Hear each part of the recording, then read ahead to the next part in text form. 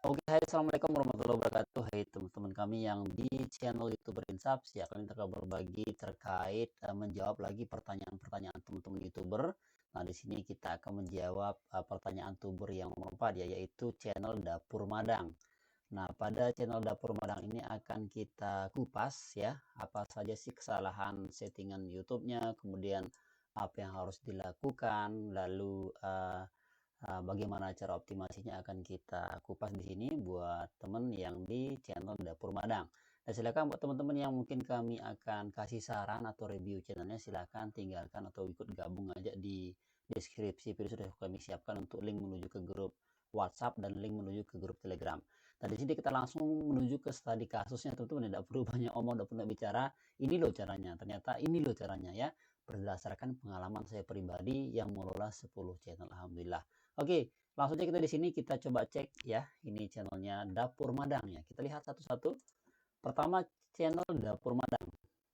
Nah, di channel Dapur Madang ini kita melihat di sini memang sudah ada videonya sekitar 24 ya teman-teman ya. Ini videonya, ini diupload 23 jam yang lalu, 1 minggu yang lalu, berarti dia ngupload seminggu sekali di sini teman-teman ya. Nah, uh, saya tidak tahu pertanyaannya karena dia tidak menuliskan masalah daripada channelnya, tapi di sini kita sudah melihat secara jelas bahwa channel ini ternyata dia masih jauh dari kata ranking faktor YouTube ya. Ranking faktor YouTube itu ada 12 teman-teman ya. Itu pertama mulai dari setting channel, kemudian dari optimasi dan sebagainya akan kita bahas nanti di sesi berikutnya. Oke, di sini kita coba lihat pertama dari Dapur Madang ini, beliau tidak mengisi secara jelas untuk playlistnya. Padahal di videonya ini ya, di videonya ini banyak sekali nih seharusnya playlist yang diisi. Misalkan kayak ini nih, kayak ini dia fokus memasak, ada juga tentang pesawat berita ya, ada juga tentang berita pendidikan nih, ada juga ini tentang apa nih ya, tentang hewan ini, sehingga seharusnya ini dibuatin playlist. Ini yang menyebabkan pihak YouTube itu tidak paham isi dan tujuan maksud konten kita atau channel kita kayak gimana, kedepannya kayak gimana. Nah, buat Dapur Madang silahkan diisi ya. Ini ada juga uh, ini banyak sekali nih. Nah, ini harus diisi. Nah, ini yang menyebabkan channel kita itu mati di tempat ya. Hidup tidak mau ya, hidup segan mati tidak mau begitu. Jadi ini yang menyebabkannya. Nah, jadi Mas Dapur Madang ya atau Mbak, silakan diisi dulu playlistnya ya. Dan kemudian nanti diisi deskripsi playlistnya kayak gimana. Misalkan nih mbaknya ini ngisi playlist tentang dapur, dijelasin misalkan dia fokus ke memasak masakan khas tradisional, misalkan itu dijelasin di playlistnya, karena itu di deskripsi playlistnya harus dibuatkan. Nah, kemudian yang kedua, untuk dari channel Dapur Madang ini beliau tidak apa namanya menulis tentang juga. Nah, banyak sekali dari YouTuber pemula, terutama saya juga dulu pernah ngalaminnya, ternyata ditentang ini sangat penting sekali. Ya, harus kita jelasin dong di sini channel kita itu membahas tentang apa. Nah, misalkan kita fokusnya nanti Mbak Dapur Madang fokusnya ke masak tradisional. Berarti dijelasin di sini. Oh, di channel ini saya menjelaskan tentang masakan tradisional, misalkan kayak buat sambal goreng, kayak buat tahu goreng untuk anak kos, itu harus dijelaskan di sini. Dan saran saya untuk channel Dapur Madang ini sebaiknya jangan buat konten dulu yang berantakan begini. Artinya fokus saja satu niche, fokus satu judul. Wajib untuk semua ya, ini bukan untuk Dapur Madang aja, buat semua channel baru itu jangan sampai buat konten yang campur baur dulu. Ya nanti kalau sudah subscribernya hidup, kalau sudah apa namanya view-nya sudah hidup, tidak apa-apa teman-teman buat playlist baru ya. Nah, tapi untuk pertama-pertama ini yang belum apa namanya belum personal brandingnya sudah bagus, itu silakan fokus di misalkan fokus masak nih, sebaiknya fokus di masak saja buat channel Dapur Madang ini ya. Fokus masak aja, nggak usah buat berita begini ya, nggak usah buat gisel-gisel begini, apalagi BPJS begini. Ini kayak lihat nih penontonnya sangat sedikit sekali, ada 3 yang nonton ya, ada 3 yang nonton. Ini Gisel ada 2000 nonton, mungkin karena viral saat itu ya, tapi ke depan tapi kalau sudah berita ini basi, tentu ini bahkan merusak dan menyakitkan channel kita sendiri teman-teman. Jadi fokus saja di channel Dapur Madang aja, seperti itu. Kemudian saya tunjukkan di sini tadi kasusnya. Ini channel baru saya buat ya. Ini namanya Raja Top Up. Nah, di channel yang saya buat ini ditonton sudah 46.000 kali ya, 46.000 kali selama 28 hari. Ini video saya buat tentang video pendek. Teman-teman bisa lihat nih di jangkauannya ya, kita lihat di jangkauannya. Di jangkauannya ini dia rekomendasinya sangat tinggi sekali ya, direkomendasiin sama YouTube itu sangat tinggi sekali. Nah, ini dia nih. Jadi direkomendasikan 76%. Ini sangat besar sekali teman-teman ya. Sangat besar sekali. Saya saja di channel Tojang itu hanya 24%. Nah, kalau yang ini 76% direkomendasiin sama YouTube. Ini channel baru saya buat sekitar 2 minggu loh teman-teman ya. Teman bisa lihat itu Raja Top Up karena saya fokus di tentang top up begitu. Nggak saya buat tentang cara masak, nggak saya buat tentang berita Jokowi, nggak saya buat tentang Gisel dan sebagainya teman-teman ya. Tapi saya hanya fokus ke bagaimana cara top upnya. Dan ini sangat besar sekali ya teman-teman, sangat besar sekali nih rekomendasinya ya.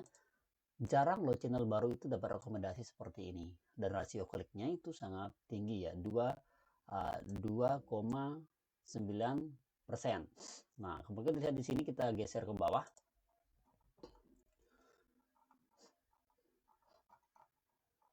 Nah, nanti juga di sini dilihat nih tayangnya sudah naik 99%, kemudian penayangannya. Nah, kita lihat di sini di rasio yang video paling banyak. Ini video saya upload sekitar 2 minggu yang lalu. Ini videonya sudah 39.000 teman-teman ya. Ini tentang cara bayar pakai virtual account atau cara top upnya. Nah, ini dia. Jadi penayangannya sudah 39 ya. Jadi lebih besar daripada biasanya. Nah, kemudian waktu tontonnya ini ya 164 karena ini saya membuat video pendek ya. Video yang berdurasi 55 menit. Nah, subscribernya ini dapat 142 ya subscriber dari satu video ini saja. Nah, teman-teman bisa lihat di sini. Nah, ini kita coba di analitiknya, kita bisa lihat jangkauannya. Jadi satu channel ini aja dia direkomendasinya itu sangat cepat sekali ya, karena ini kita bisa lihat di analitiknya nih. Jadi dia sejak dipublish dia tanggal berapa nih? Dipublish dia tanggal 25 Mei ya, hari Selasa. Ya, Selasa ini. Terus dia meningkat terus teman-teman ya. Nih, jadi jangkauannya sangat tinggi sekali ya. Jadi mendesak seperti itu ya, kayak menggunung gitu. Nah, kemudian dari kita lihat juga ke bawah. Nah, jadi dia juga direkomendasikan dari YouTube itu 74% ketika ada orang yang ngetik kata kunci misalnya ini nih, TikTok belanja serba warna kuning. Jadi dia disarankan ya. Jadi video ini disarankan atau direkomendasiin sama pihak YouTube. Nah, cara transfer antar BCA ya, kemudian ini yang dia menyebabkan dia direkomendasiin pada kata kunci ini. Nah, kemudian teman bisa lihat nih di interaksinya. Pada interaksinya ini kita lihat durasi tontonnya rata-rata itu 14 detik teman-teman ya. Oke, 14 detik. Nah, ini persentase ketika video kita sudah dipublishkan seperti ini dia teman-teman ya. Jadi intinya pada sebuah channel itu teman-teman harus bisa memastikan upload satu niche saja. Kalau misalkan masak ya buat channel dapur itu silakan fokus masak saja. Nanti dilihat setelah 90 hari itu. Apa yang kita lakukan pada 90 hari, di sana kita akan melihat analitik konten kita itu kayak gimana ke depannya. Nah, itu akan nanti kita bahas teman-teman ya, bagaimana cara melejitkan channel ketika sudah 90 hari, apa yang harus kita lakukan. Di sana kita tahu nih channel kita ternyata dunianya kayak gini ya, ternyata alurnya harus ke gini ya. Di sana kita lihat dia. Nah, ini belum sebulan, nanti saya akan lihat dia setelah 1 bulan ya. Setelah 1 bulan baru kita lihat dan kita bisa tendang atau tembak kata kunci yang paling dominan dalam channel ini. Seperti itu teman-teman ya. Oke, kita lanjut di playlistnya harus kita buatin juga teman-teman ya. Misalkan kayak video tentang perbankan, tentang dompet digital, tentang video viral. Jadi pihak YouTube itu paham, oh playlistnya ini begitu, sehingga video kita itu rentan untuk direkomendasiin di beranda-beranda orang seperti itu ya teman-teman ya. Jadi silakan buat dapur madang, silakan diperbaiki dulu settingan channelnya ya, di playlistnya silakan diisi, tentangnya juga diisi, serta silakan fokus saja pada konten-konten memasak, karena saya lihat di konten memasak lah videonya ini banyak retensi atau minat penonton itu, karena di sini dimasak di 100% ya teman-teman ya. Jadi memasak di 100% ini sudah bagus ini. Nah, kemudian ketika membuat judul itu pastiin Mbak siapa ya, Mbak Dapur Madang ini jangan buat gini ya. Jangan buat judul semuanya itu kecil semua ya. Jadi harus misalkan bakso ini B-nya huruf besar ya, I-nya huruf besar, R-nya juga huruf besar, ini juga huruf besar ya. Nah, biar itu juga salah satu faktor daripada SEO YouTube. Karena faktor SEO YouTube itu ada 200 ya. Itu banyak sekali teman-teman ya, dan harus kita tahu itu. Ini juga harus besarnya, jangan kecil semua ya. Jangan kecil semua. Ini kalau judul itu tidak nyocok kecil semua, ini nyocoknya di tag ya. Nyocoknya di tag kalau yang kecil kayak gini ya. Kalau besar gini harus ya, kalau yang di judul ini harus besar-besar ya. Nah, ini bisa saja begini ya. Jadi dua pilihannya, bisa besar semua. Nah, bisa besar di huruf pertamanya, bisa huruf besar di pertamanya, di C-nya, di M-nya, ini di C-nya, di A-nya gitu huruf besar ya. Seperti itu teman ya. Oke, semoga bermanfaat, semoga bisa terjawab untuk Mbak Dapur Madang. Semangat terus ya, silakan diperbaiki. Kalau Dapur Madang itu bisa untuk ngupload setiap hari, ya ngupload apalagi ngupload 10 video sehari, itu saya yakin Dapur Madang akan melihat hasilnya setelah 3 bulan nanti. Semangat terus, memang usaha itu tidak membohongi hasil, karena saya yakin kerja keras, keringat kita, ya ngedit sampai malam hari itu akan terjawab nanti dan akan indah pada waktunya.